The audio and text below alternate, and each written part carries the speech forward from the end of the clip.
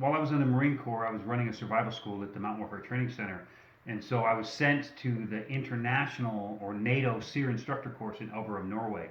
Now, of course, that's an intimidating school to go to, so I thought I knew the Geneva Convention, so I knew that according to the Geneva Convention, if I was captured, I would be allowed to keep my religious medallion. Now, whether or not that would happen in a combat zone is, I guess, up for debate. But I know that at the school they would be required to maintain that Geneva Convention standard. So I decided that as a knife maker, I'll just make myself a Firestriker that I can wear around my neck with the ferrocerium toggle.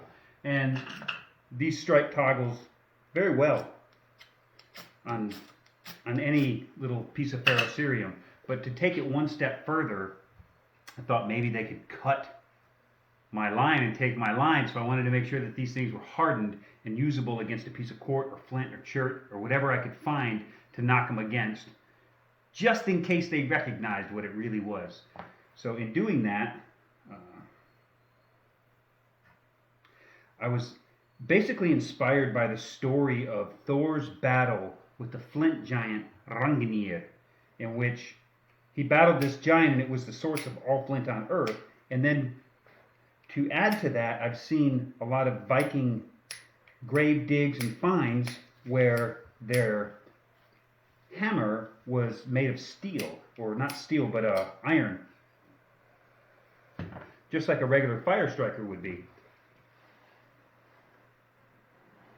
So that really inspired me to do it in the first place. And with the design, pretty much anybody that has a basic understanding of fire science, tinder kindling and fuel, and how all these pieces fit together and how they actually make a fire should be able to have two methods with which they can build a fire in almost any environment if they have the sense and the wherewithal to get the right materials together and not cut any corners in the process.